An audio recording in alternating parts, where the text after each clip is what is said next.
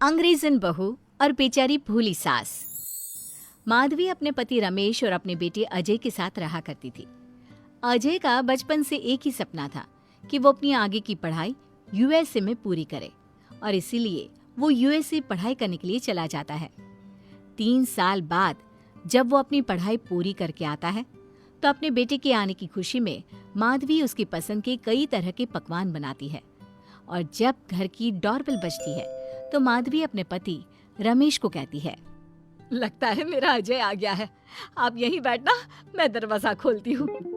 माधवी जल्दी से जाकर दरवाजा खोलती है तो दरवाजे पर अजय के साथ एक लड़की को देखकर वो अजय से पूछती है, ये कौन है बेटा? माँ, ये ग्रेटी है। हम दोनों यूएसए में साथ ही पढ़ते थे और अब ग्रेटी इस घर की बहू है। क्या बहू? अरे बेटा, तूने शादी कर ली और बताया भी नहीं। कम से कम अपनी माँ को बता तो देता कि तू अपने साथ इस घर की बहू लेकर आ रहा है। मैं बहू के आने की कुछ तैयारी तो कर लेती। कोई बात नहीं बहू, यही रुक, मैं अभी तेरे लिए पूजा की थाल लेकर आती हूँ। मॉम, आप अपनी ये फॉर्मेलिटीज बाद में पूरी कर लेना। I'm so tired right now. अच्छा डार्लिंग, अपना रूम कहाँ है? कोई बात नहीं बहू, तुम पहले आराम कर लो, तब तक मैं तुम्हारे लिए चाय बना कर लाती हूँ। ग्रेटी अपनी सास की किसी भी बात का कोई जवाब नहीं देती और अपने रूम में जाकर सो जाती है। कुछ देर बाद माधवी अपने बहू बेटे के लिए चाय नाश्ता लेकर उनके कमरे में जाती है, जहाँ ग्रेटी अपनी सास से कहती है, हाँ चाय, आ चाय। क्या हुआ ग्रेटी? अपनी मॉम को बोलो कि अब ये जब भी हमारे कमरे में आए तो नॉक करके आए। आपसे मैं ऐसा ही करूंगी बहू। वो तो आज ही तुम दोनों आए हो तो मुझे लगा थक गए होंगे, इसलिए जल्दी जल्दी मैं ऐसे ही चाय नाश्ता लेकर आ गई।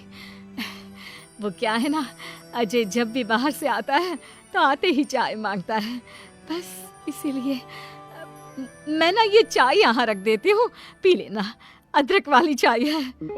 ये बोलकर माधवी वहाँ से जाने लगती है। तभी ग्रेटी अपनी सास से कहती है, जाते हुए अपनी साथ अपनी ये चाय भी ले जाओ, क्योंकि अजय अब चाय नहीं पीता।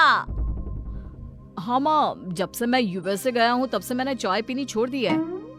अब एक काम करो, हम दोनों के लिए कॉफी ले आओ, मैं सच में बहुत ज्यादा थक गई हूँ। अरे ठीक है, ला देती हूँ। अच्छा बेटा, तुम्हारे मम्मी पापा इंडियन है या फिर वही अंग्रेजी है? मेरे मम्मी पापा इंडियन हैं, पर मैं शुरू से यूएसए में रही हूँ, इसलिए मैं खुद को अंग्रेजन मानती हूँ। वैसे अब जल्दी से जाकर मेरे लिए कॉफी लेकर आओ और मेरे बारे में इतना ज्यादा इंक्वायरी करने का जरूरत नहीं है। अरे हाँ हाँ, अभी लाती हूँ। वैसे बहू, मैं तुम्हें ना इंडिया के सारे तौर तरीके सिखा दूंगी। अरे क्या हुआ, तुम्हारी परवरिश अगर यूएसए में हुई है, हाँ तो इंडियन ही ना।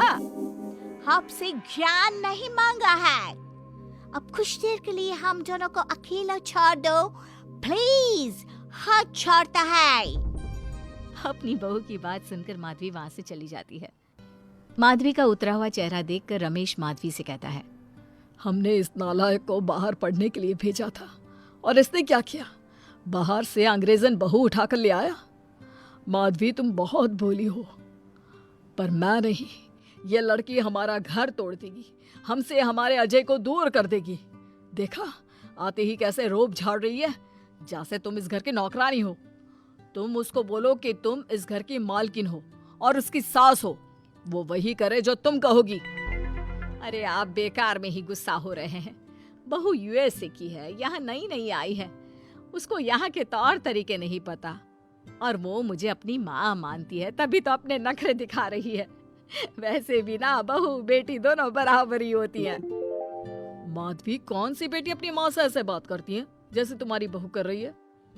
मैं बस तुम्हारे कहने पर चुप हूँ, वरना मैं अपने बहू बेटों को आज ही घर से निकाल देता। ये कहकर रमेश वहाँ से चला जाता है। ऐसे ही कुछ दिन बीत जाते हैं और ग्रेटी अपनी बेचारी भोली भाली सास पर अत्याचार करती रहती है। ग्रेटी अपना सारा काम अपनी सास से करवाती और उसी